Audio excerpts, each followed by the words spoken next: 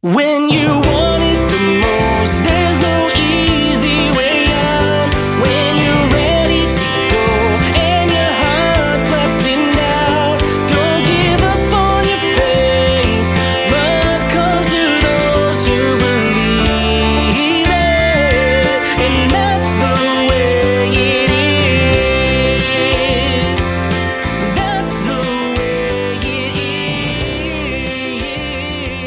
Hello, everyone, and what's going on? What's up? My name is Schweezy. Welcome back to yet another episode of Cancel Schweezy, the Lord's trademark favorite podcast. How's everyone doing today? Is it going good? Are you having a good Wednesday?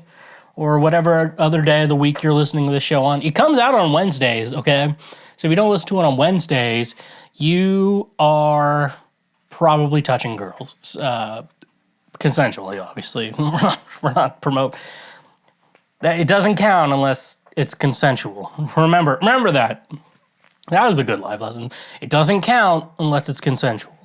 So it's like, you can't be saying you lost your V card if you did something bad, you know? Moving on from that, happy Cinco de Mayo, everyone. For those of you who don't speak Spanish, that translates into the 5th of May, which Cinco de Mayo always falls on the 5th day of the month. I like those holidays, you know? The best holidays are always the same day every year. Shit, did I get a message from someone? Oh no, it's from fucking Uber Eats. But no, yeah, Cinco de Mayo. It's Spanish for 5th of May, which if you don't know, it's kind of like the 4th of July for Americans, but for Mexicans, and that's why it happens on a 5th of the day. That's why we're the 4th of July, and they're May 5th.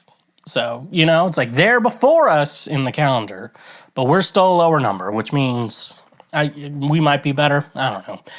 But I remember I was working a job and I had a coworker from Panama, and I don't even know. I mean, I wasn't even trying to make a joke or anything. I was just like, Happy Cinco de Mayo. And she was like, that is not my country. And I was like, that's fair. I just wanted to...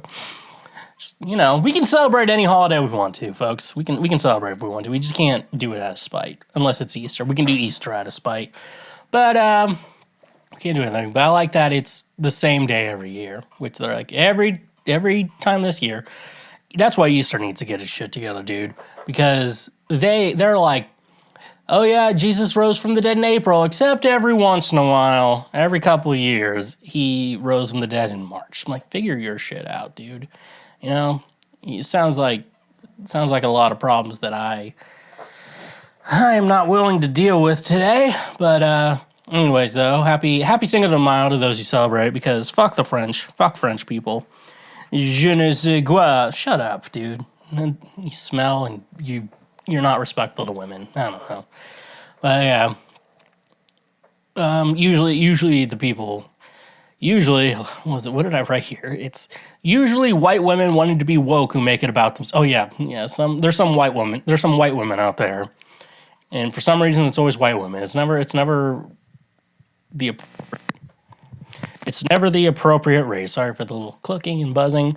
It's never the Mexicans who get offended. It's always just white women. Anyways, though, they like to make things about themselves. But I like to make things about myself, too. So who am I to judge who is not an expert? He who is not white can cast the first stone, maybe? I don't know. Anyways. One thing I've always thought that was interesting that I've never really realized before is one of this similarity, you know, right here. Oh, I forgot. You bet I'm coming up in May. It's still May, everyone. But I enjoy teasing my mom about Hallmark movies she likes to watch. Like, that's her, like, it's not even like a guilty pleasure. It's very well known that she just watches that bullshit. I don't think she pays attention very well to it. I don't think she's really, soaking it all in like most people do when they watch movies.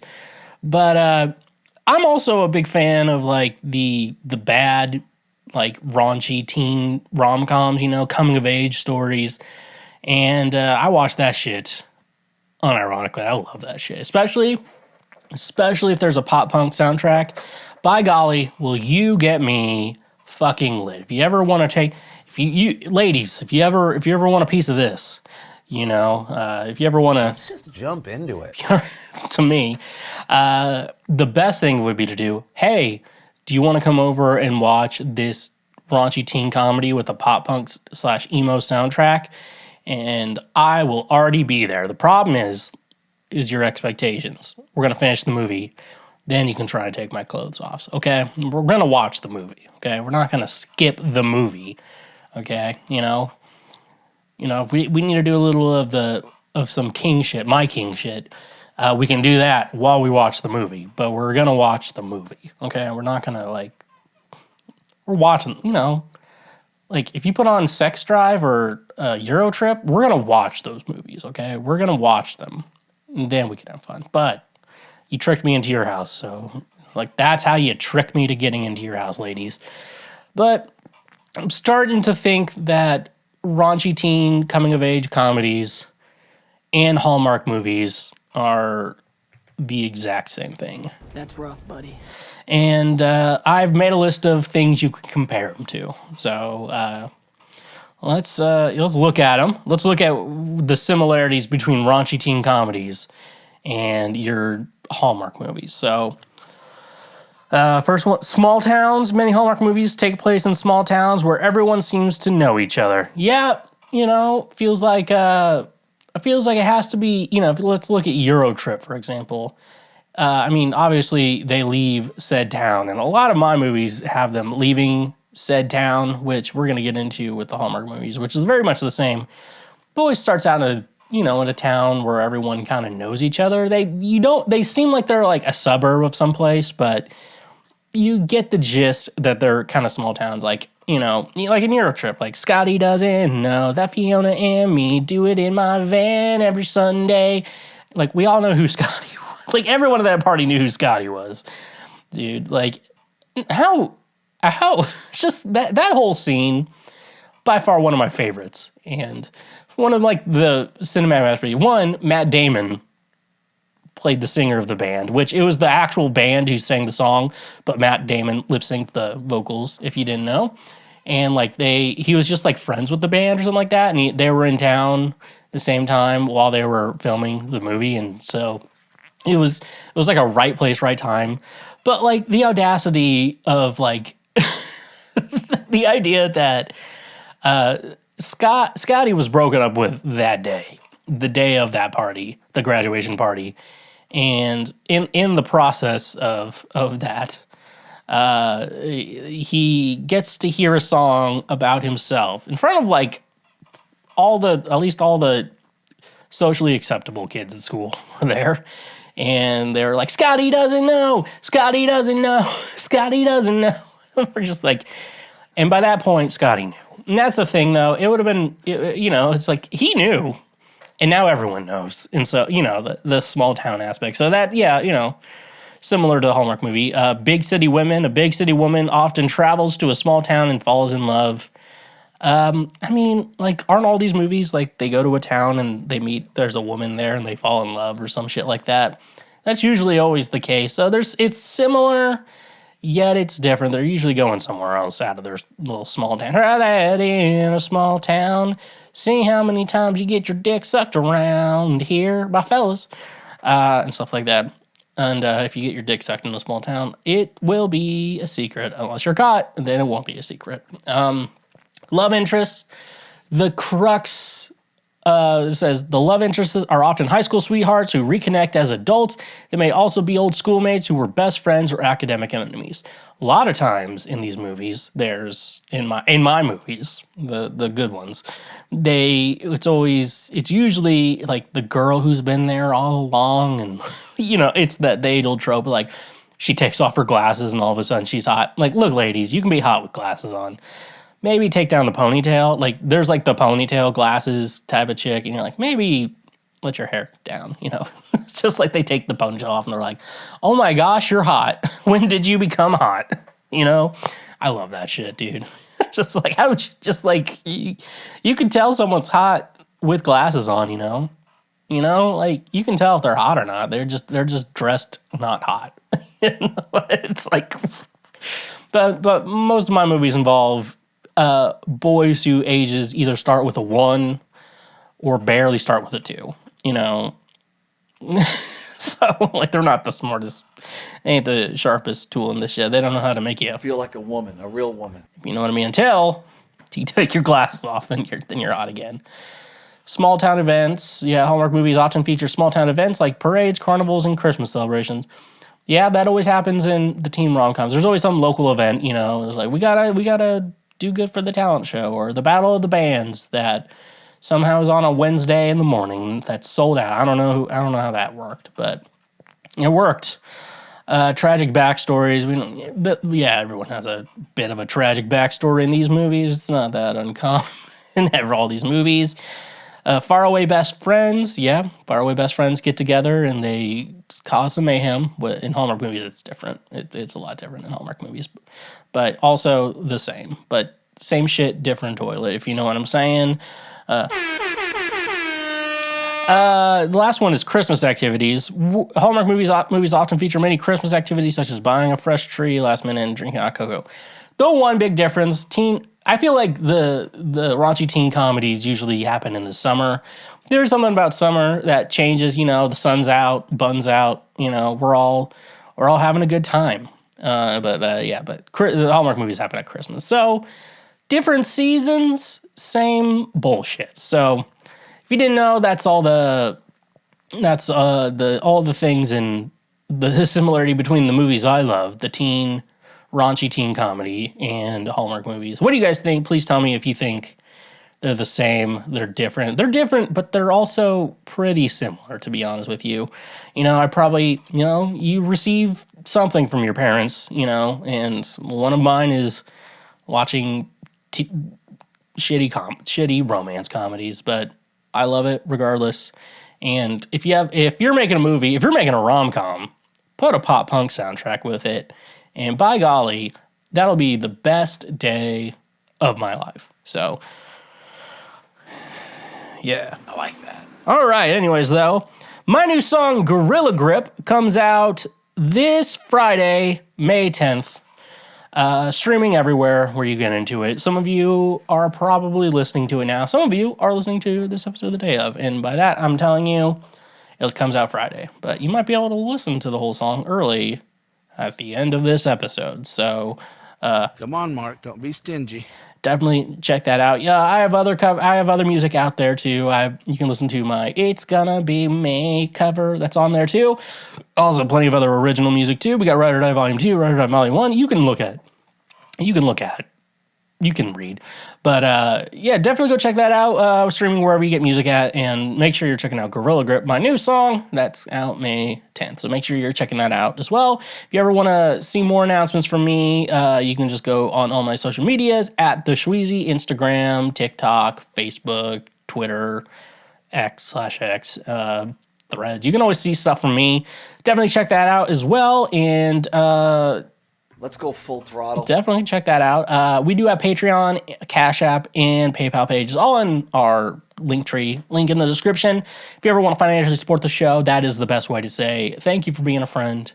Travel back the throne. It helps me out in my entire life, not just with the show. We do improve the show quality, and that money usually goes to show quality, but overall, it does help me with life as well and everything in there. So, but remember the free shit you can do. If you're listening on YouTube or if you're listening on an audio platform, make sure you go over to our YouTube page, subscribe over there. We're trying to build up our audience on there, especially with subscribers, and just subscribing and liking stuff really boosts us in the YouTube algorithm and really can help the show boost from there. But if you are not on an audio only platform, or if you just check out the show on YouTube, make sure you go to an audio platform sometime.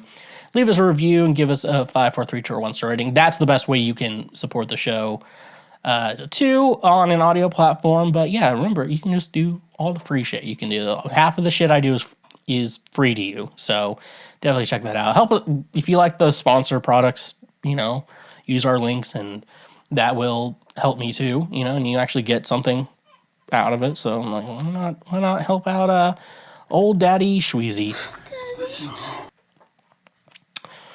All right, it's time to jump into our segment we like to call Cool stuff, slick stuff, neat stuff. where we look into the life of Garth Brooks, see what he's up to, and what weird-ass fucking thing he is doing today.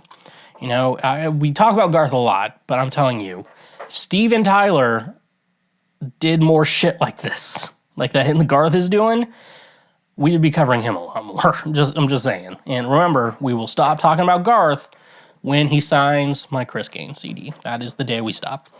So, this is from WKML. Garth Brooks taught my friend Dave a beautiful lesson. I like that. Today's kick butt tip of the day is from Garth Brooks, who taught my friend Dave a beautiful lesson. Dave is an old radio buddy, and believe me, he has at least 1,000 stories to tell. This is one of my personal favorites. Years ago, Dave said that he and his radio team were in Los Angeles to attend the American Music Awards show. Prior to the show, he had the opportunity to broadcast live, interviewing the nominees who were up for an award that night. Dave said that he could not believe his location for the broadcast as the artists and celebrities were entering the venue. They all had to walk by his booth. Some of the big names said hi, while others stopped and actually talked with Dave live on the air. About that time, Dave said the biggest name of them all who walked by. Quickly, Dave said, "Hi, Garth." Garth gave no reaction and kept on walking. Dave said, "I could not believe it. Garth Brooks did not even acknowledge me at all." Then Dave said, a few seconds later, someone tapped me on the shoulder. Dave turned and found himself face to face with Garth Brooks. That is a fucking nightmare. Garth reached out to shake Dave's hand and asked, "How you doing?" Dave said he was close enough to see the pores on Garth's nose. Come to find out, Garth was not ignoring Dave. Garth was just making his way through the crowd so he could said hello. Dave says that Garth Brooks taught him a lesson that day. Garth didn't have to do that, but he took the time to make Dave feel special, and that nice gesture really impacted Dave. From that day on, Dave says he always takes time to talk with people and tries to make them feel special. For the two of us, I don't think it is a mistake when we make eye contact with a complete stranger and exchange greetings. For me, it doesn't happen often, but from time to time, I find myself in a conversation with someone, and before you know it, we have found some common ground and are exchanging telephone numbers. Always remember, you are special. In fact, every person is special. Take a moment to treat them that way. After all, that is how you and I prefer to be treated. God don't make no junk, my friend. He made something when he made you. Now go be awesome. All right, so I went a little positive at the end, which, you know, it's not funny. So we're not going to talk about that. This is a comedy show, folks. We're not going to be, not fucking wholesome shit. You know, we're not doing any of that. We're not doing any of that shit, you know. No. That's my hole. That's where it spits. I wonder, you know, a spark has been interested in me when I read this. Why was Garth so keen on talking to Dave? You know, he probably had a busy night or whatever, or he was really bored and he was like, I kind of remember that guy. Part of me, you know, the anxiety in me is kicking me right now, because if you're so close to Garth that you can see his pores, you know, most people who are that close, who are able to see his pores on his nose, are either Trisha Yearwood. Imagine being fucking so face close and just getting railed by Garth. I'm like, I like that. He's just like, I like that. And I really like that. Imagine, that's not a sight I want to see. That's why Garth doesn't have a sex tape, folks, because he knows no one wants to see it. And for me, I want to say respect, because that's the same boat I'm in. But no, I feel like the other people who are that close to Garth are usually the victims of his slaughters. His slaughters that he does, probably in Oklahoma, northeast of Nashville, I think is where his little ranch, which is like a fire pit and a gazebo, probably. But Garth Ranch. I bet his Oklahoma place is pretty big. He has multiple houses. But I don't know. Has anyone actually been inside his house and have seen his little murder dungeon he has down there? Looking back on the memory of the murder I did beneath the stars above. For a moment, the light left your eyes. You then knew that it's time to say goodbye. And now I'm glad you didn't know the way your life would end, the way your life would go. Your life wasn't meant for chance. You could have missed the pain, but then we wouldn't get to do my dance. Where it's just getting murdered by Garth. But, yeah, I don't know. What do you guys think? This is, it is good. It is good that he does try to talk to people. A lot of time, you gotta be when you're a celebrity, you gotta remember that, people recognize you everywhere and want to talk to you all the time. And you know how, sometimes you go to the grocery store and don't want to talk to people? You gotta remember that. But it's cool that, good he was on it that day. And I gotta be special for all the fans out there. You know what I'm saying? If the fans feel special, it's easier for me to kidnap them. We'll be right back. Are you tired of tossing and turning on a mattress that just doesn't cut it? It's time to upgrade to the ultimate sleep experience with Novilla mattresses. Novilla mattresses are designed with your comfort in mind, using innovative technology to provide the perfect balance of support and softness. Whether you prefer memory foam, hybrid, or inner spring, Novilla has the mattress to suit your needs. Say goodbye to the restless nights and hello to the rejuvenating sleep that you've been needing. With Novilla's advanced materials and ergonomic design, you'll wake up feeling refreshed and ready to take on the day. Plus, Novilla offers hassle-free delivery right to your doorstep and a risk-free trial period, so you can sleep easy knowing you've made the right choice. Transform your sleep experience today with Novilla mattresses. Visit novilla.us to explore their range of premium mattresses and start sleeping better tonight. Using promo code Schweezy or the link in our description, you can save 10% on any purchase through Novilla directly.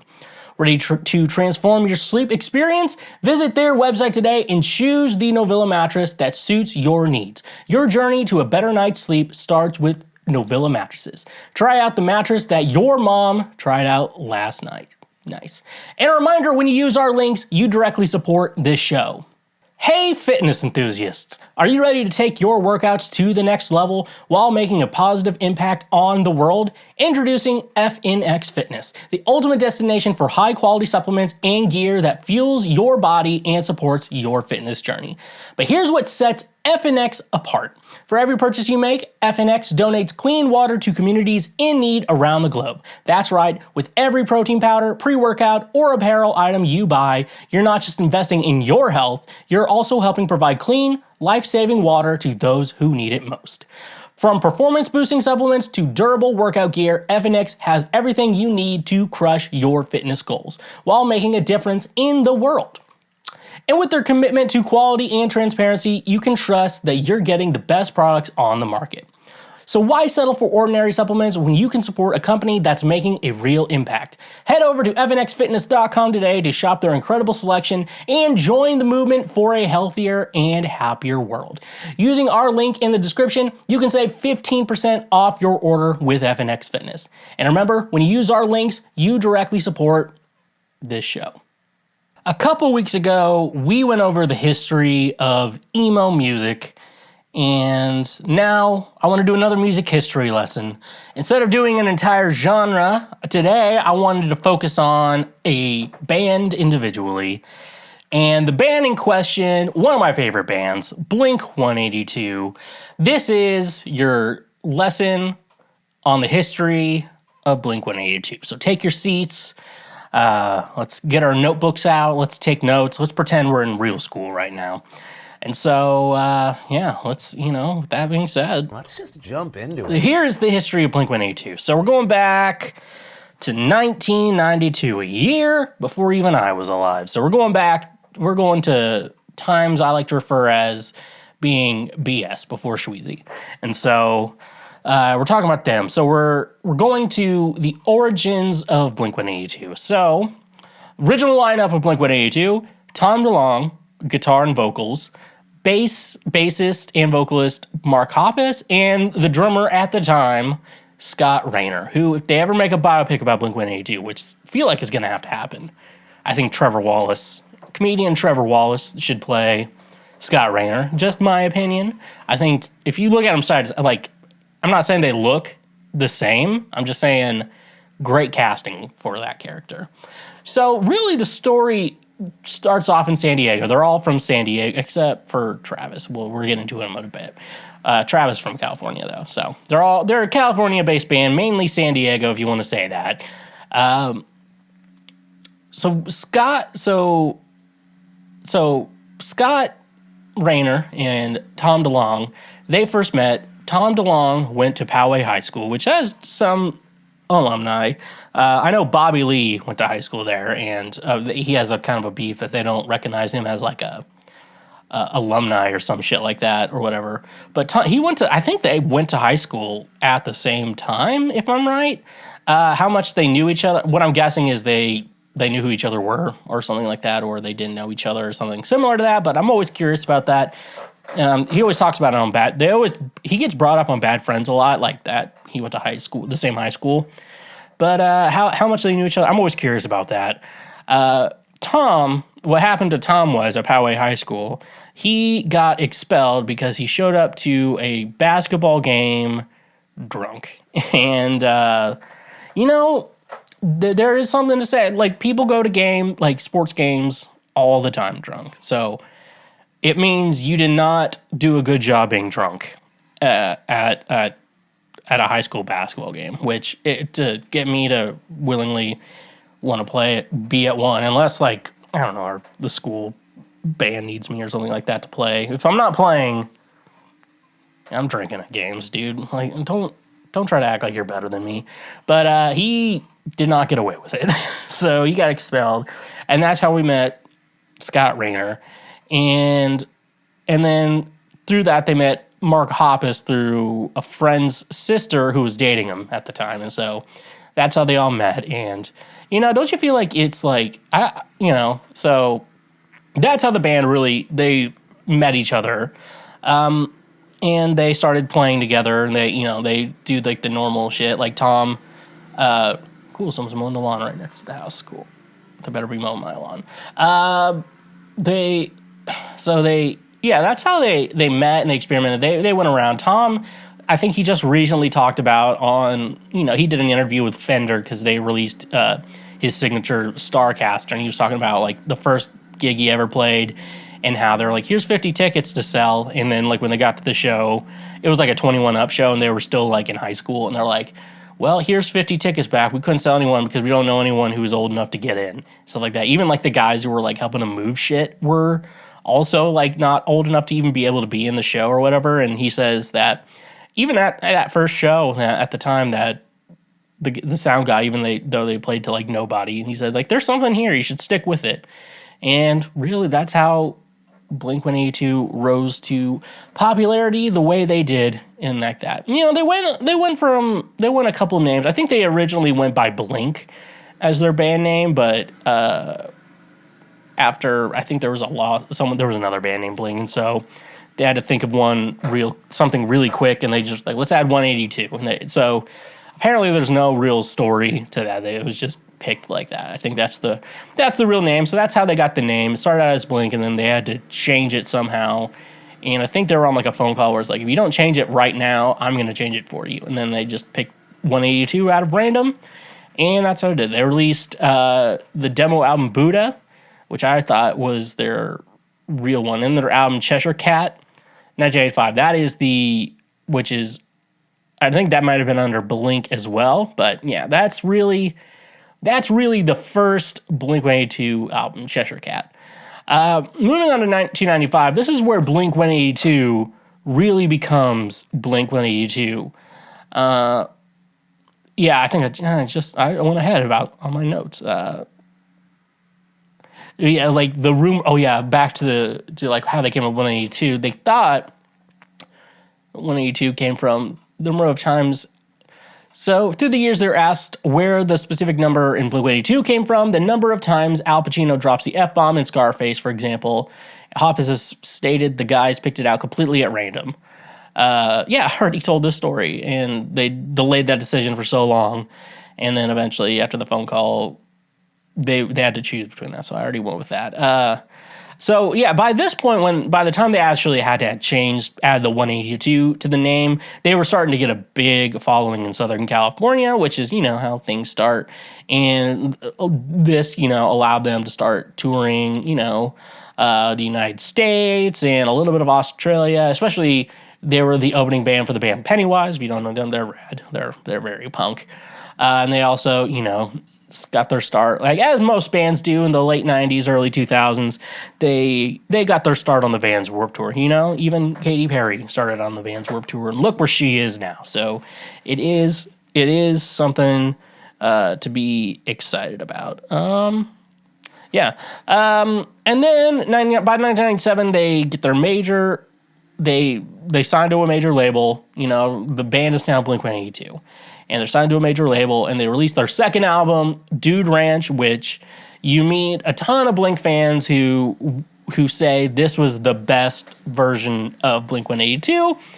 I thought I'm more on the opinion. We're gonna get into the Jerry Finn era of production of Blink-182, but the main, you talk about that as the lawnmower goes around the home again.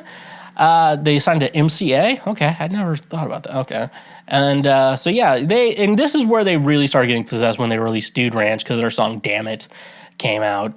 My opinion is this album wasn't recorded very well in regards to like a punk album. Like usually they don't sound very good, and so because punk has been very much involved in the DIY scene. And it didn't sound the best, and even like you talk about the song "Damn It." On the original studio recording, Mark sings the entire song. But nowadays, when they play it live, Tom sings the chorus, because at the time, the chorus was already too high for Mark Hoppus to sing. If you've listened to Blink-182 before, Mark has a very low register for a voice, and then Tom has the standard tenor higher voice that you typically would see in a band. And mixing the two together really works. Like their voices together are really something special. Even by the time we get to the Matt Skiba era, like Matt Skiba, obviously fantastic. I will never say anything bad about Matt Skiba, but his voice didn't really mesh with Tom's or with Mark's the same way that Tom's voice melded with Mark. So when they play "Damn It," that's usually the only song off this record that they usually play live these days. I listen to their current, like on Apple Music, they have like a set list playlist, and I usually listen to that, and I believe this is the only one on there. But yeah, in my mind, I think the recording production really doesn't aim well. I think it's a rad album and stuff like that. And also, I'm kind of more of a fan of Travis. Travis is like the real star of the band, doing that. So yeah, that's Dude Ranch. But let's actually start getting into Travis Barker joined the band. So the story that I am aware of and that I also have in my notes here. So there was a lot of tension between Mark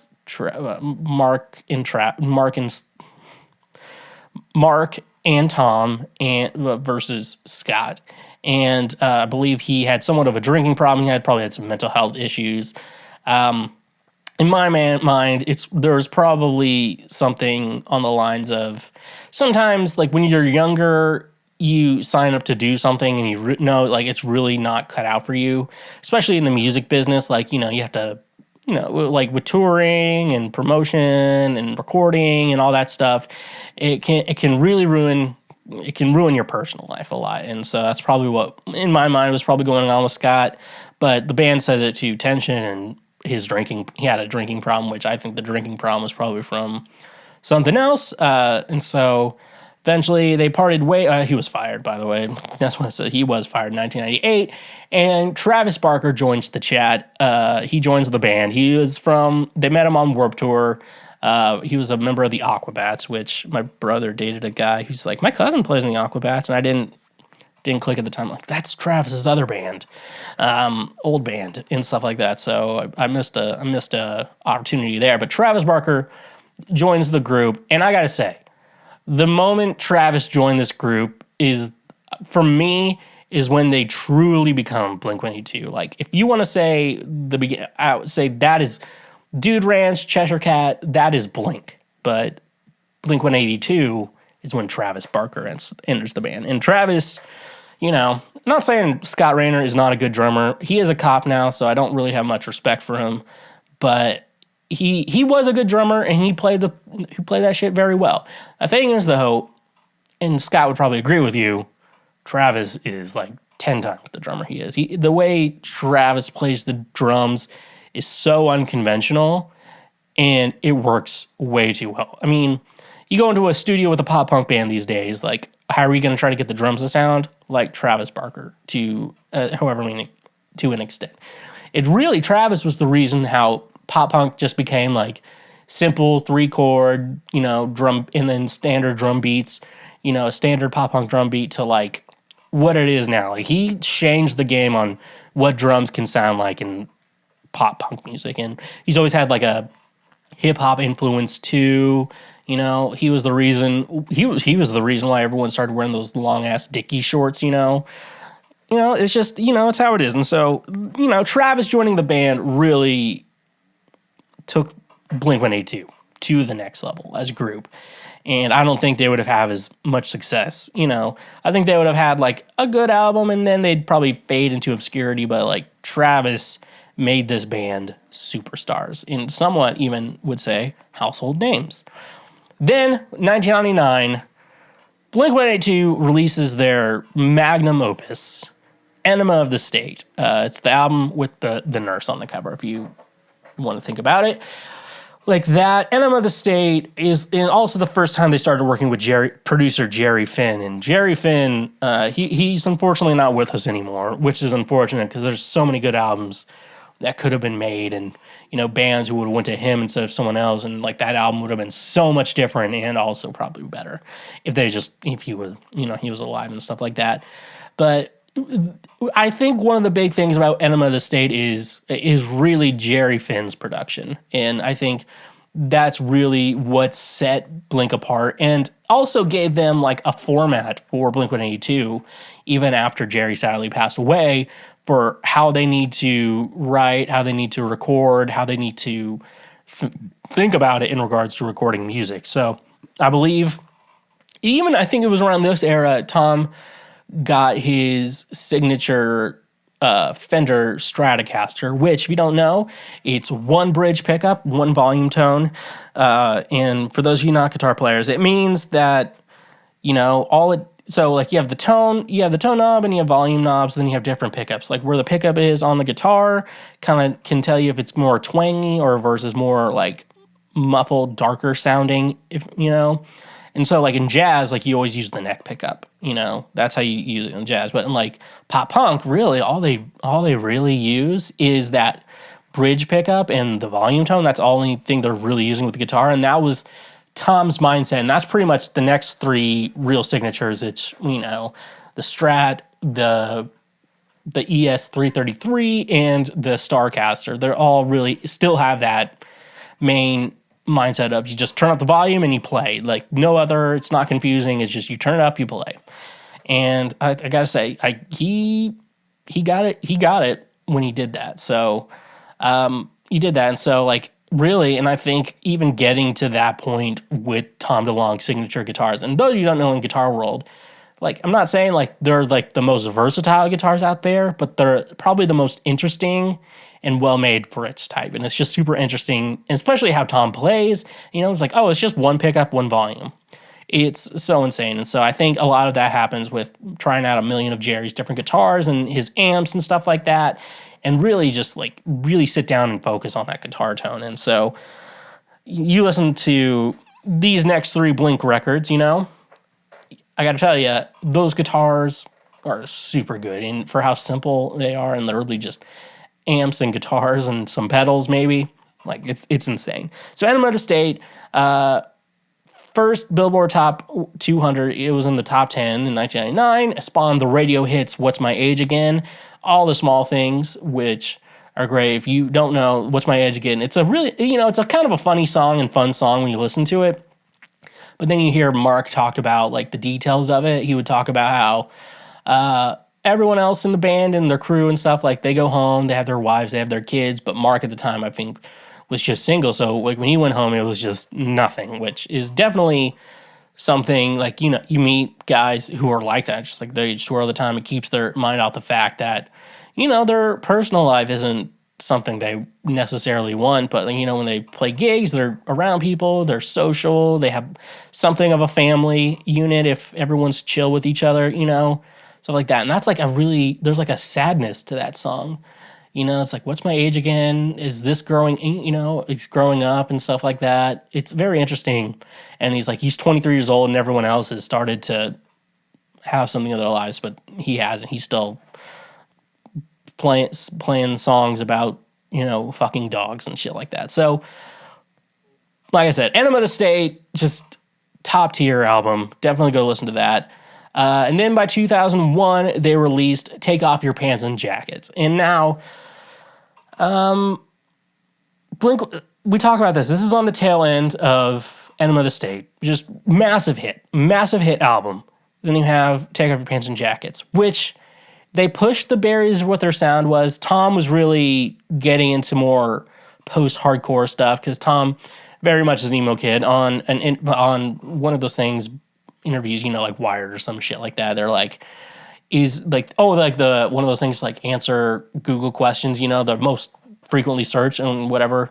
And the question was, is Blink-182 emo? And then Mark Hoppus said yes. And then his line was, emo music is just goth Blink-182. And I gotta say, he's not wrong.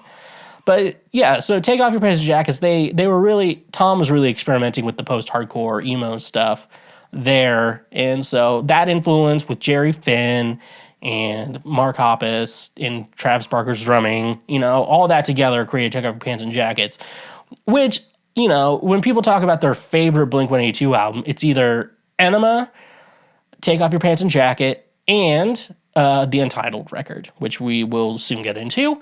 Those are the three, you know, these are like the perfect trilogy of Blink-182 albums, which I really love. One More Time. I don't know. I just think the time and place it hit just right. But this album is classic. And also, I didn't learn until 2021 that Take Off Your Pants and Jacket was a dirty joke. And for that, we get the... Congratulations. You played yourself. Because I played myself and didn't understand Jacket. So that's why this album I'm working on for Schweezy, the working title is, which I'll tell you, I don't care about the working title. It's Take Off Your Pants and Windbreaker. It's just completely ruined the joke and whatever. But no, Take Off Your Pants and Jacket definitely gets a little bit darker, but also still gives you the Blink-182 you know and love. Then, after Take Off Your Pants and Jacket in 2001, Tom DeLonge starts Boxcar Racer. And now, Tom conceived this project because he wanted to make an album of music that he's written that doesn't sound like Blink-182, which is fair. You know, you want to, you know, in a creative space, you know, you can't always be thinking the same way. He wanted to make something outside of Blink-182 because he was really getting into this post-hardcore and like emo type style of music. And so that's what he did. He created Boxcar Racer. He wrote the songs and everything. And I think one of the big things, this is one of the first ever real big hiccups in Blink-182's history, as we finally have this main trio of guys. Now that Scott has left the band, we have Travis in the group. Now, like, the big thing is that the biggest problem is during Boxcar Racer, Tom just got some friends to play the other instruments on the album and to tour with. And in the process, he got Travis Barker because Travis Barker is one fucking hell of a drummer and he's rad. But with that, though, Mark was kind of in the mindset that, are they trying to go on making music without me and trying to figure out this way to do it? And really, in Tom's mindset, it wasn't like that at all. But there was still, you know, there's only so many ways you can explain that. So Tom really said it was pretty bad for Mark. You know, he didn't take it very well. He thought it was lame that he got Travis to do it, which, you know, I think Tom's mindset was like, I don't want to hire a studio drummer. I know Travis. He'll do it for me. He's great. He'll do it well. And I think that was the idea. So it wasn't personal against Mark, but Mark took it personally, which I understand that you could go in that direction. I think it was, they probably didn't communicate very well because they're young and you're just dumb, when you're young. And it's no offense to the young people out there. If you're dumb, you just, it's called living life, and you need years to do that. And it's just how it is, Don't try to talk about it as a big thing. But Boxcar Racer's album, which is just self-titled, I have it on vinyl. I haven't taken it out of the wrapping yet because I've seen it online for like $50. If I kind of want to just find another one in the wild and then use one of them as like the good one and the other one not. So yeah, so they did Boxcar Racer, and I think other guys from the Transplants, that was Barker's other band. He's in that band too. And so, they got together, they made that album, and then after they kind of toured it and everything, they haven't really got back together since. And I think one of the big reasons was probably because it, Mark didn't take it very well and stuff like that. But luckily, after looks like the Blink regrouped and they recorded the Untitled record, which is by far Blink-182's most emo record they've ever released. And I always consider, do I consider Blink-182 an emo band? I would say no, but sometimes. But this album is a very emo album. Like, especially, like, I Miss You, it does not sound like a pop punk song, but it can fall into it can sound like an emo song. Now, fell short this time, feeling this. That sounded like it could be a pop punk song, but it also is very emo song. So take those two songs, very big emo influence on it, but it still, for the most part, sounded very pop punk, and still sounded like a record that people were wanting to hear, and it's pushing their sound, but not too much where they're isolating their old fans and stuff like that. And so, yeah, that was that. Then they decided to go on hiatus the first time. Or I think this is the only hiatus they ever took. So they went on hiatus. People were expecting them to be done. I remember this time. I was fully functioning by this time in Blink-182's career, and we didn't know what they were doing. I was a big Green Day fan, and back in the day, there was kind of a big feud, and it was like, Green Day's together, and Blink-182's not. That's why Green Day's better. Nowadays, it's like, they're both great, dude, Like, they're both fucking rad. You can like two bands, Like, back in the day when you couldn't like two bands. You can only like one band. It has to be your entire personality. You can only like one band. And so, after, they released the fifth album, they released the self-titled, and by this point, they're on hiatus. I think there was a lot of scheduling conflicts. Tom wasn't that interested in recording. Tom very much has the mind of, like, I just kind of do what I kind of want to just do my own thing all the time. And if my own thing is make a Blink-182 record, I am totally down for that. But that's kind of a different side of the story when it comes to a band. Because, like, if you're not interested in making the album, but they are and stuff like that, it kind of becomes a problem. So in an interview, I think this was the Zane Lowe interview I listened to, they were talking about how, Plus 44, they, like, Mark and Travis ran into each other at, like, Disney World or Universal Studios, and Travis says, I was very high on painkillers at the time, and their idea was like, we'll just do our own thing. If Tom's not going to do it, we're just going to do our own thing. We're going to release another record. And so they formed Plus 44. And so I don't know who else was in that group. But Tom kind of disappeared from public eye for a while, and I believe this was when he eventually released the first Angels and Airwaves record and stuff like that. And then they released Plus 44. That was basically Mark and Travis. As a lot of us like to say, it was Mark's turn to make an album with Travis because Tom just had his turn, and now it's Mark's turn. So they did Plus 44, and they had some good stuff. If you actually look at recordings from the time, Travis actually was in like a hand injury, which probably didn't help his opioid lifestyle of getting high off painkillers. And you see a lot of that footage, like Travis is playing like one-handed, which is like, only he can do that and pull it off, to be honest with you. Like, he's like the only one you know. It doesn't sound as good as when he's two-handed, but like you understand the circumstance. It's actually really good. And then here's the issue. They did Plus 44. They're still on hiatus. And then Travis Barker was in a plane crash in 2008, killed 4 people, but he and DJ Am survived the accident. But then DJ Am, I don't know, died from an overdose a year later, which probably you get painkillers and shit. You get burnt. Like Travis talked about getting burned. Like, yeah, you probably get painkillers for being burned, and you probably need them and stuff like that. And yeah, at that point after that, like Travis was like, no planes for me, thank you.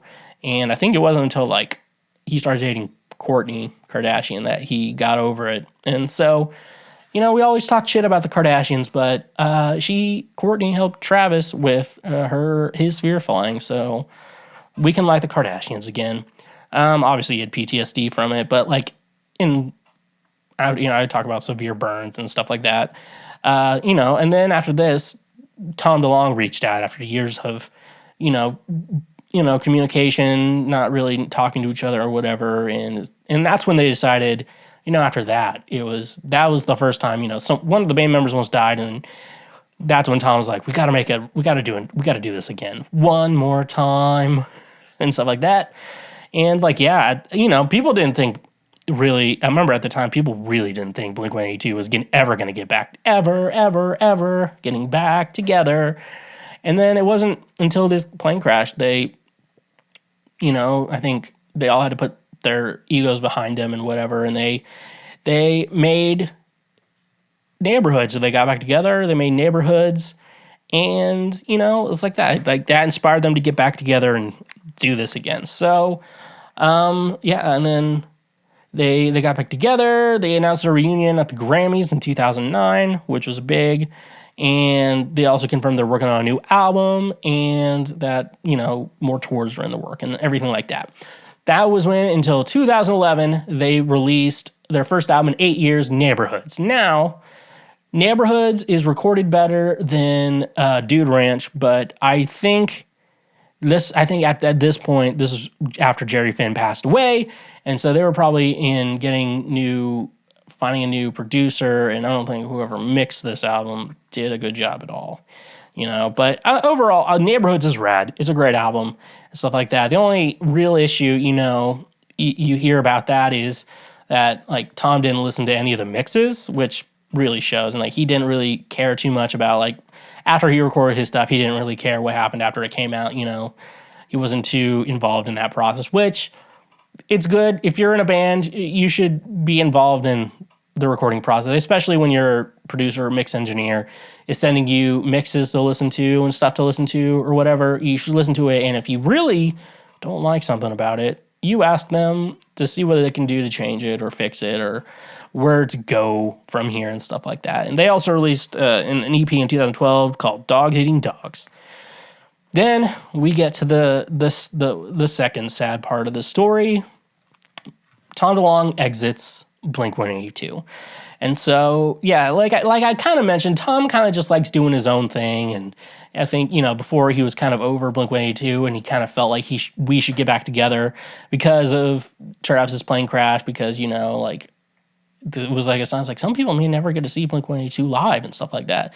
So after that, and then after that, this is when Tom decided he actually wanted to, he started meeting people who worked for the government and stuff like that and talked about some secrets on aliens, and Tom has always been into that. If you listen to Travis Barker's interview on the Joe Rogan Experience, you hear him talk about, he was always into that stuff. Like the day I met him, he was always into aliens and Bigfoot, and he's always wanted to search and stuff like that, for that. And so Tom, that was always a big interest in Tom. So he decided to go forward and do that full time. And like, he didn't do music. He released like an EP during that time, and I think it was just like songs he wanted to release because he had them written. They were probably going to be put on the next Blink record, but Tom decided to leave, and it was pretty messy. Like everyone was like on edge. I remember at the time it was like, Tom's leaving Blink. Is it even Blink-182 without Tom? It was like crazy, and like like the band heard it from a lawyer that he didn't want to participate in Blink-182 projects indefinitely, and he'd rather work on his other stuff, which is finding aliens to the stars, which I should have wore that shirt today, but I didn't. Immediately afterwards, let me read this. Immediately afterwards, DeLonge shared a statement saying he actually has not exited the group. He had never quit the band. He wrote, I actually was on the phone call about a Blink-182 event for New York City. At the time, all these weird press releases started coming in. Apparently, those releases were sanctioned from the band. Are we dysfunctional? Yes. So, yeah, Tom's going. And yeah, Tom wasn't the best communicator at this time. I think he thought that if he ignored the problem, then nothing would happen. They would just stop or whatever and wait until he was ready to do it again and then go back into it. And so Mark and Travis decided to, I guess they did an interview with Rolling Stone, and yeah, they were just like, Tom was not that interested in doing it, and they only, they only communicated over emails and through his manager, and stuff like that. And this is when Travis was like, yeah, he never even really listened to the mixes and masters, of the album. He didn't really care about it, which was just kind of questionable in the first place, why they wanted to get back together. I don't know. Maybe it was guilt. Maybe it was something else. But that is when Matt Skiba joined Blink-182. And we're going to be talking about Matt Skiba's legacy in Blink-182. If you don't know who Matt Skiba is, he is the frontman, a.k.a. singer and guitar player for the band Alkaline Trio. They just released a new album this year. And Alkaline Trio is rad. You can even go back to, basically interviews from since, before, Enema came out. They're always talking about, how Alkaline Trio is one of the best bands out there right now. And so, if you're a longtime fan of Blink, it was pretty obvious they're going to get Matt Skiba. He's rad. And, who do you think would have been a better option to replace Tom in the band? That's another question. Who do you think would be the better option? Matt Skiba or, who else can we think of? Jimmy Fallon, who would you rather pick? And everyone picked Matt Skiba. That's when they released California after they all got together, and it was their second number one album on the rock charts in California, on their album California. It was nominated for the best rock album in 2017, and it lost to Cage the Elephant. Who the fuck listens to Cage the Elephant, dude? And their singles Born to Death, Cynical, She's Out of Her Mind, and stuff like that. Those were big hits. I think California is the best album they released with Matt Skiba. And then they released 9, which the second half of the album has some rad stuff, and it was kind of a polarizing album because it felt like Blink-182 kind of sold out, but I think what they were trying to do is, Fall Out Boy and some other bands at the time were kind of aiming towards this, play my songs, at football games, in commercials and stuff like that, because that is a great way to make money. And so, I don't know if football rock is the best term, but I consider it those Fall Out Boys after their hiatus, light 'em up on fire. And then, stuff you would hear in the backgrounds, if you're watching football and in between it before they go to commercial and stuff like that. That's what a lot of those songs sounded like. Then we get into Mark Hoppus in 2021 getting diagnosed with cancer. I was in the Nashville airport when I heard the news, and I was very upset about hearing this. And you don't know. That's the thing with cancer. You don't know. It seems like they caught it pretty quick, but, it's one of those things. So we're all kind of on edge with that, and it was starting to do good. But this is when people started seeing Tom DeLonge talk about Blink-182 again and post about Blink-182 and stuff like that. He actually got in contact with Mark. I guess it's a different scenario this time because Travis almost died, and, he almost died, but he survived. And then Mark could die. It's possible. So like that. So he went through his chemo. He was bald for a while. He looked good bald, by the way. His hair was gray. He didn't dye. I think it's dyed again. Stuff like that. And eventually we found out he was in remission. He has to do his normal. Everyone, if you've ever had cancer, you have to get a checkup every 6 months. Just be the check, because I guess there's a good possibility of returns or whatever. And then in 2022, I believe it was October 2022, Blink-182 made the announcement with the funniest video. It is like, what was it about? Are they coming? I love it when they come, or some shit like that. It was like the funniest thing. They announced that Tom is back in Blink-182, and they are working on new music, and they're releasing their song Edging. They released the music video and stuff like that. And then, you know, they always talk about it, and everyone's curious, like, did they just kick Matt Skiba out, you know? And I think maybe there was probably adult conversations, you know, about it. And it's like, hey, man, we're not kicking you out or anything, but, you know, Tom wants to get back in the band, and, you know, and I think Matt Skiba was like, oh, no, that makes sense. And then he started working on Alkaline Trio again, which was rad, and definitely something we needed, and stuff like that. So they got it back. Then in 2023, they played 2 weekends at Coachella because Frank Ocean fucking bitched out on his second weekend, and Blink just decided to cover in. You know, there was kind of a transition for my life, is to stop expecting things from Frank Ocean and just trust in Blink-182. And I gotta say, I hope that their Coachella set, 2023 Coachella set, is like a historical one, like Live Aid for Queen. Like, that's what I feel like that those performances were. It was that, but for modern day people and stuff like that. And, you know, that's the kind of thing you got to remember and stuff like that. So, yeah, then eventually, September 2023, they released One More Time, a long teased album after they released Edging, and like a year later, they finally released One More Time. And, you know, with the original lineup, original songs, I think Travis Barker produced it, and they get into serious. A lot of times when bands are older, they don't have as much good lyrical content in their music, but this one, with the kind of like drama they've had in their band and as friends in general, you know, talk about that, and how Mark talks about a lot about how, you know, cancer, he could have almost died, you know, when he had cancer, but luckily he survived and stuff like that. It's a very deep and emotional album. Where's Blink-182 right now? Well, right now Blink-182 is working.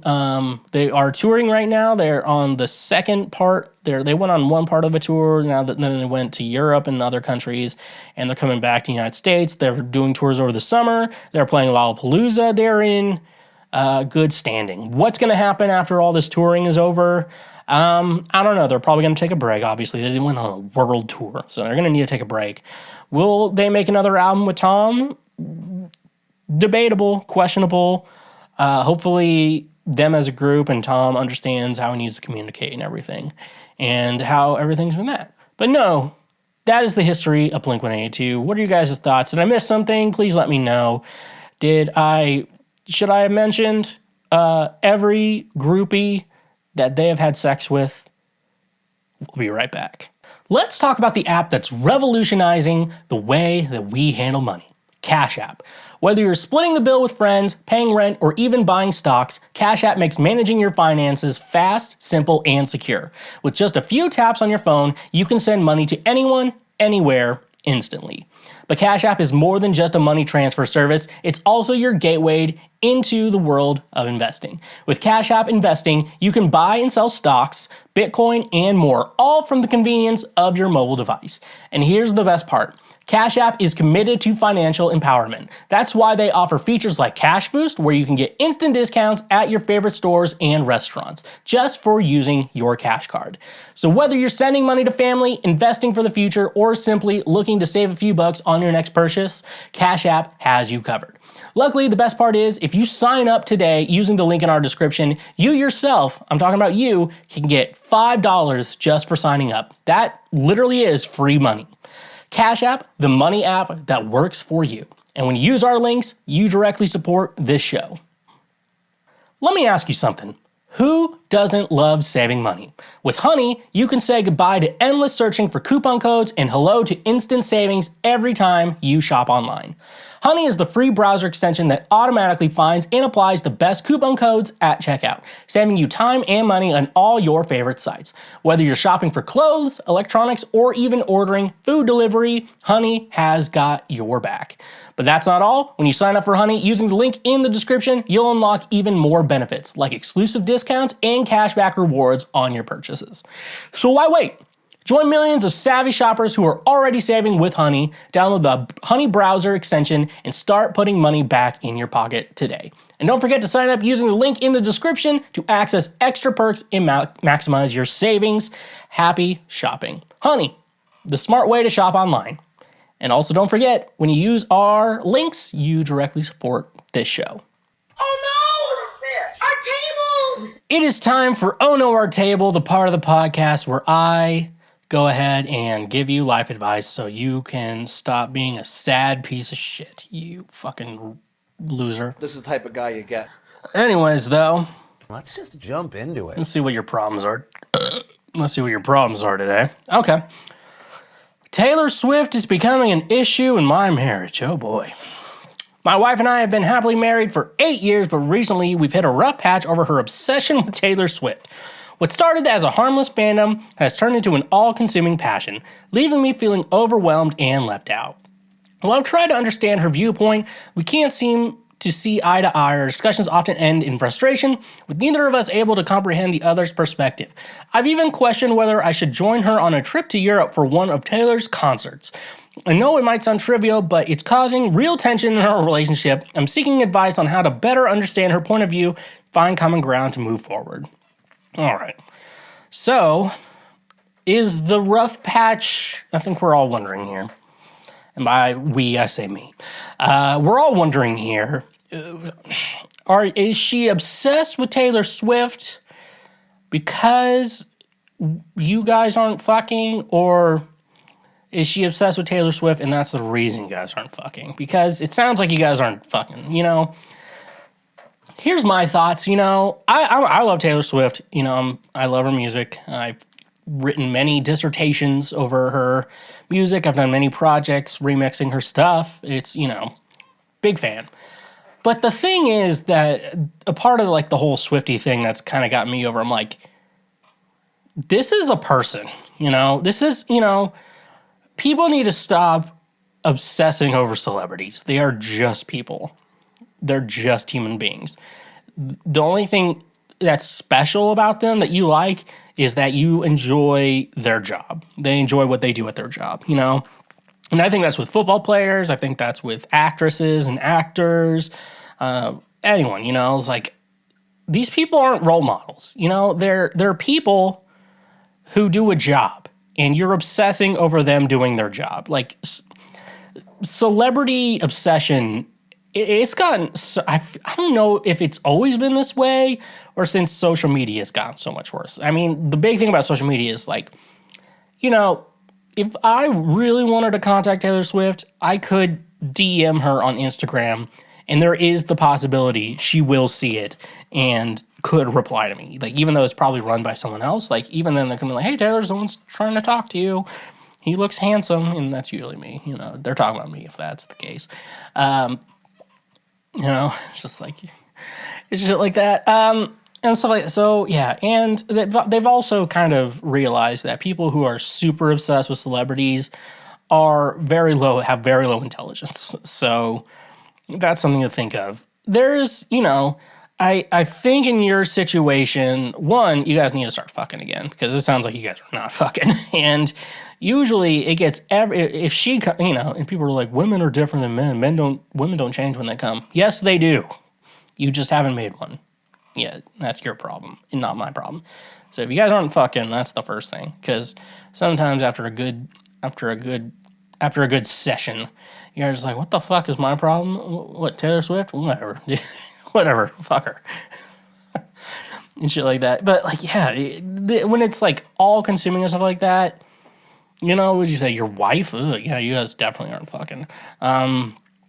So yeah, so you know, it's like when you're dating someone or in a relationship with someone, they're gonna have interests and they're gonna have music they like and stuff like that, and that's fine. And so there's like an extent to it.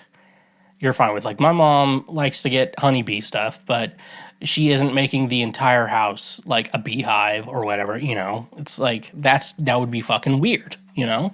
It's like, it's okay to like things a lot. You just can't be weird about it. And then I'm talking to you Disney adults and the Pokemon adults too. Sorry, Gengars. But But yeah, it's like she's at the end of the day, she's a person. And it's like, who does the same shit you and I do. But the only difference, she puts her pants on, she puts her unitard on the same way that we put on our pants. Like we're all the same human beings. That's why, I'm running a music industry people, and it's like, oh, cool. Hey, what's up? Oh, you're this guy? Oh, yeah, I really liked this. Like, it's just that. That's all you have to react to. Like, you don't have to be like, oh my God, I'm your biggest fan. Can I lick your scrotum? Like, what? Okay. Just like tell her to, there's like an extent to it you should be able to accept. And then after that, tell her to grow the fuck up.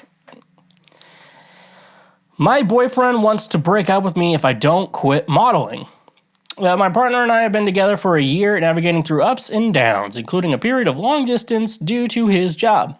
He made a mistake of being intimate with someone else, which I forgave, but still affects my trust. Now he's bothered by my modeling career, saying it affects our intimacy and compares it to selling my body.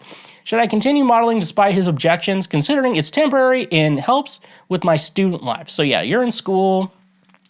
Doesn't sound like you want to do this full time. It's just someone who's willing to pay you to model and shit like that.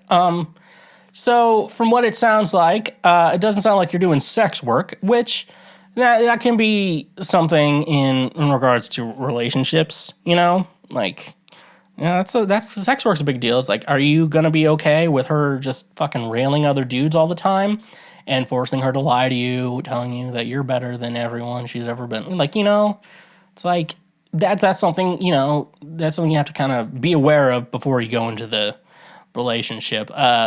When it's just modeling, you're probably just like wearing clothes, getting pictures taken, like, and, as long as like you're safe, it's not like, I don't know why this is a problem.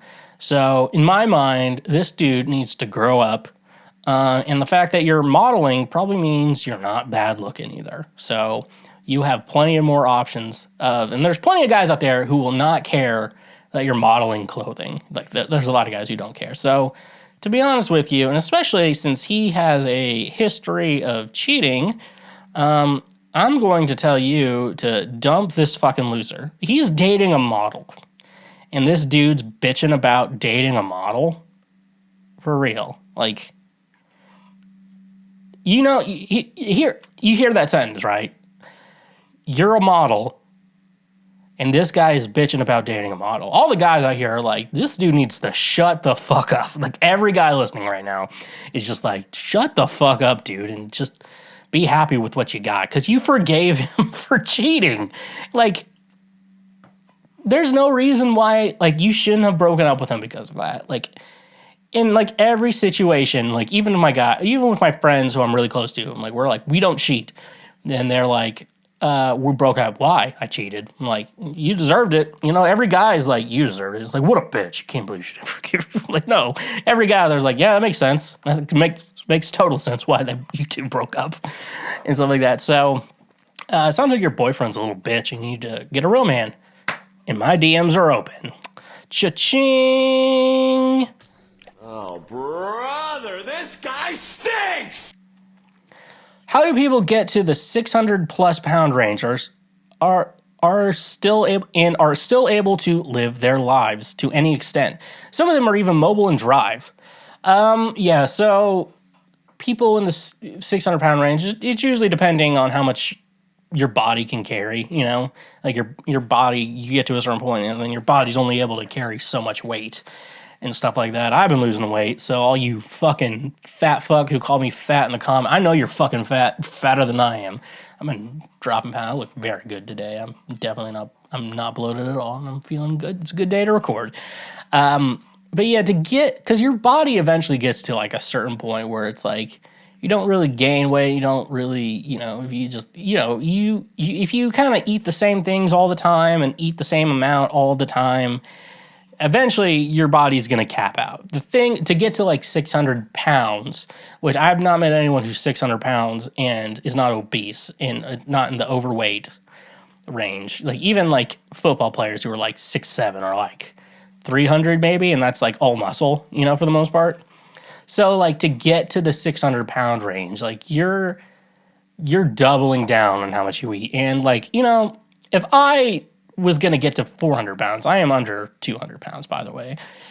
If I was going to get up to 400 pounds, like, it would take at least a year for me to do that. So this is just a lot of time in regards to doing that. So yeah, like your body usually cap out, but like you're pushing past it. And like you meet some people who's like, yeah, I ate so much I threw up, I'm like, that's probably a sign of something, right? It's probably a sign to cut that shit out. But yeah, so how are they even mobile drive? They have a lot of health problems. Like, you could definitely tell they do have health problems. They're mobile. How mobile are they? They're probably not that. They probably don't move too fast, and you have to change your life. So I'm like, that way I'm not.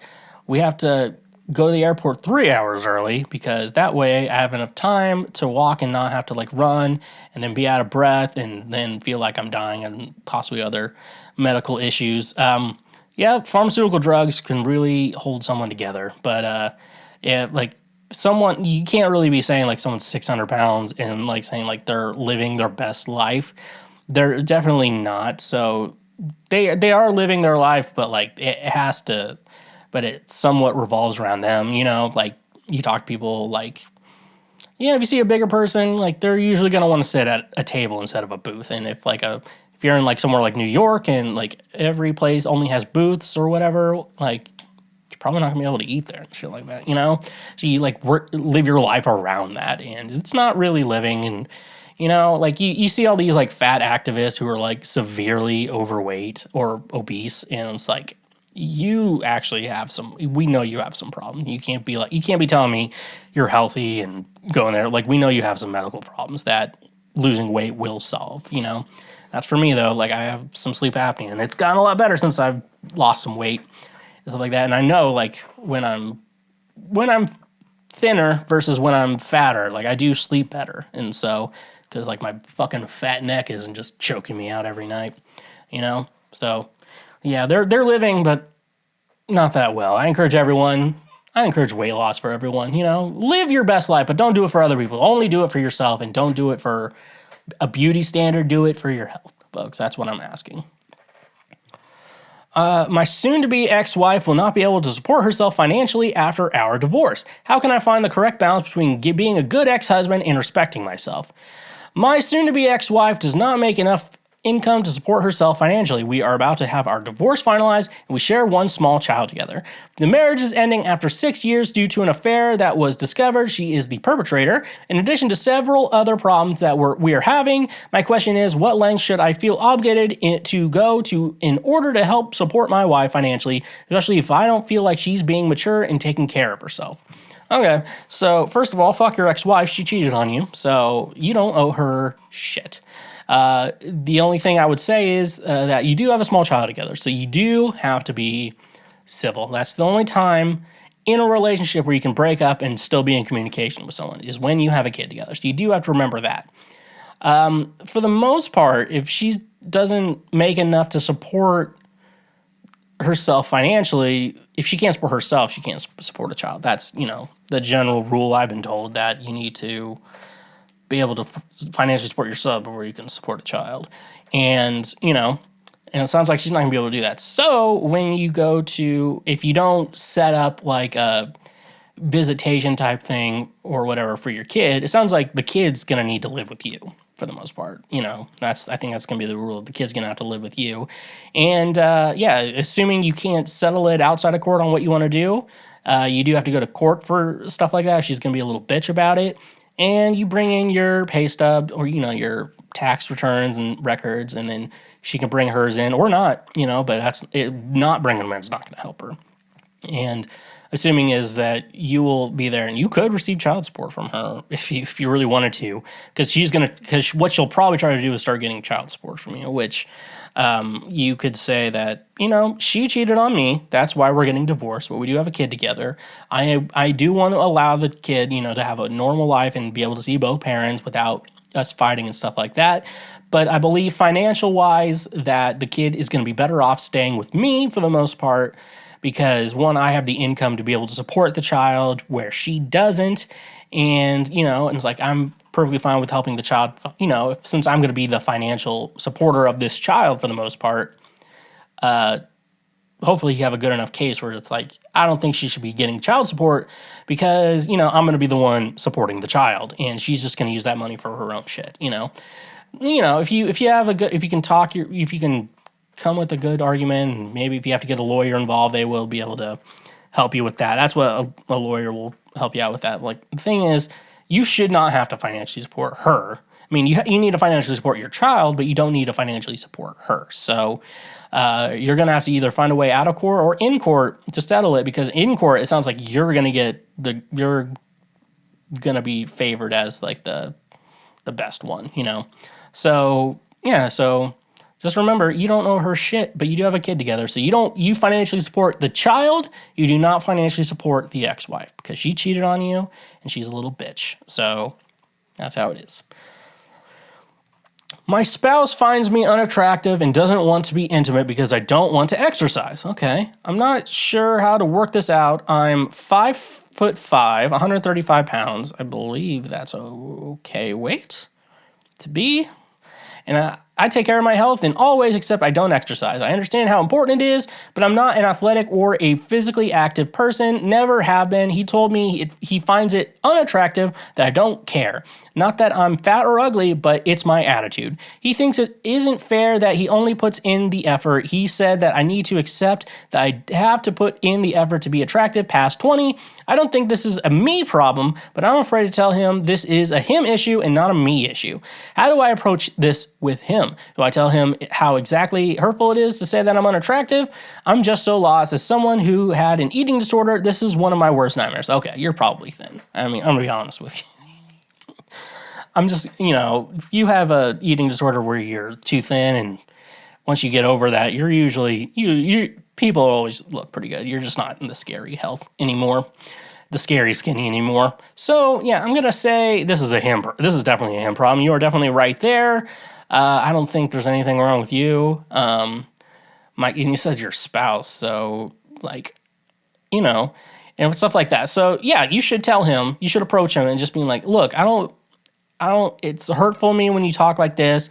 And especially when you call me unattractive and everything like that, because obviously you wouldn't have married me if you thought that way. Obviously that's what marriage is. If you got married young, the thing is you're with that person for life. And with the ups and downs, is your weight on the scale. So with that, I don't think it's, a you. Yeah, it's definitely not you. So, and honestly though, I think at this point, you didn't say you have kids. So at this point, just sound like, look, if this is going to be a problem, because I can't do this, if we can't resolve this, I think it's just best if we split up or start, because at that point it's like, if he's not willing, if this is a him problem and he's taking it out on you, you got to fucking deal with your own problems, brother. You deal with your own shit and don't make your problems someone else's problem, okay? That's just life lessons right there. Just don't make your problems someone else's problem. Keep your problems to yourself and deal with your own problems like a goddamn adult, stop. And so, yeah, I would say, in my mind, I would say break up with him. And like I want to say, my DMs are open because you sound fucking awesome. Guy lied to me about his age. At 21, I started talking to this guy who claimed to be 19 and in his second year of engineering school. We had an on and off relationship. Recently, he posted about his high school graduation party, revealing he's actually 18 and a senior. Feeling groomed, I immediately blocked him and now I'm devastated. How can I avoid this in the future, especially on dating apps? Your first problem is dating apps because everyone's lying on dating apps. That's why it's the worst way to try to meet new people to date. But also, yeah, so the lying thing is different. So, you're 21, when you're 21 and he was 18 at the time or younger than that, one, you can just say you didn't know. So I don't think there's anything wrong with what you did. He told you he was 19 and in his second year of engineering school. So that is what you've been told. And you could probably find text receipts, that say that if you ever got in trouble.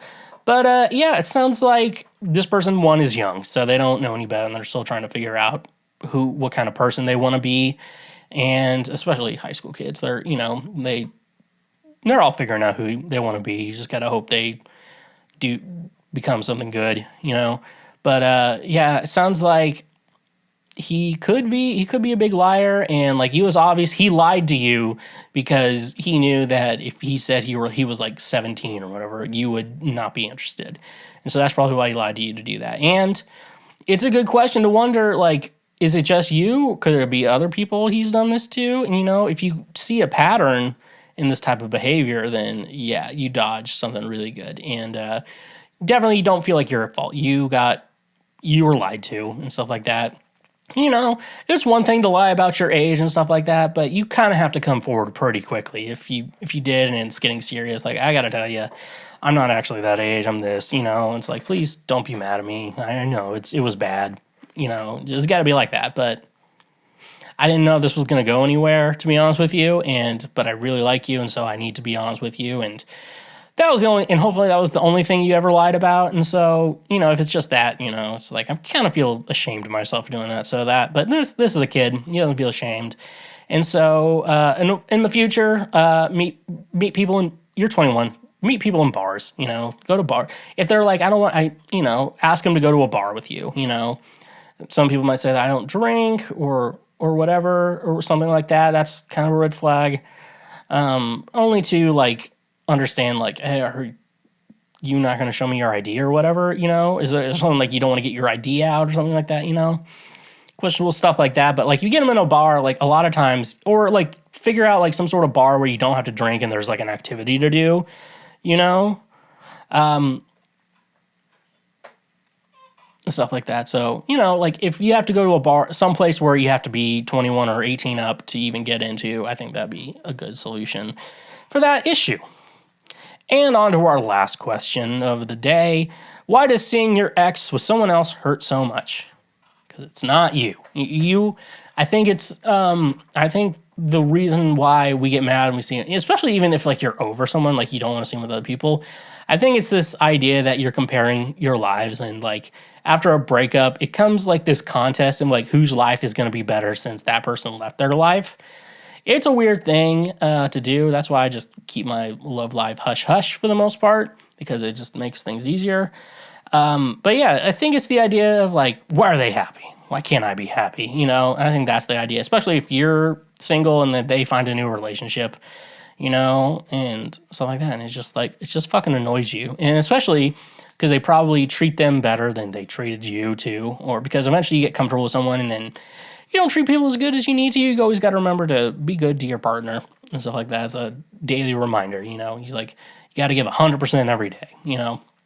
And so they probably were not giving 100%, and you don't like them. So there's, you know, many reasons, but I think it's there's a bit of just jealousy, you know, that they're moving on and happy and possibly you're not. And so that really stings.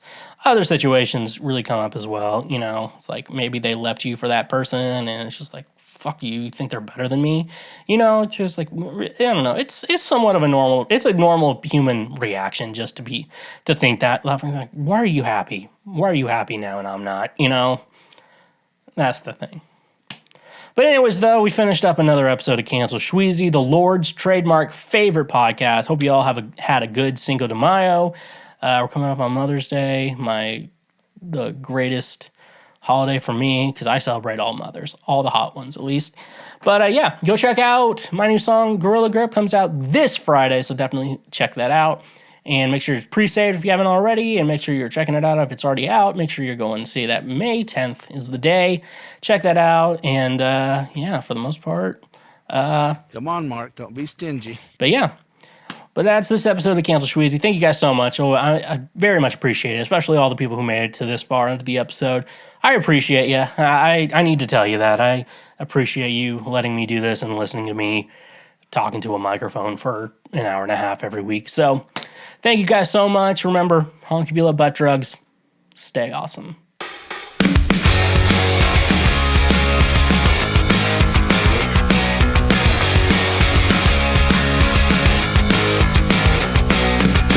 I saw the picture of her inside your house, and now I'm getting her to take off her blouse.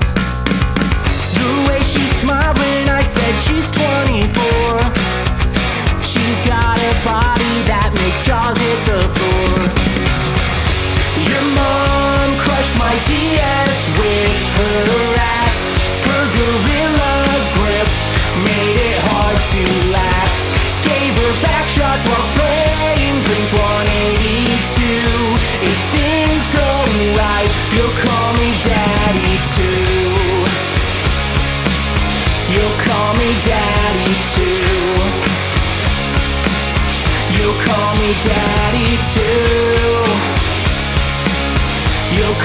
daddy too.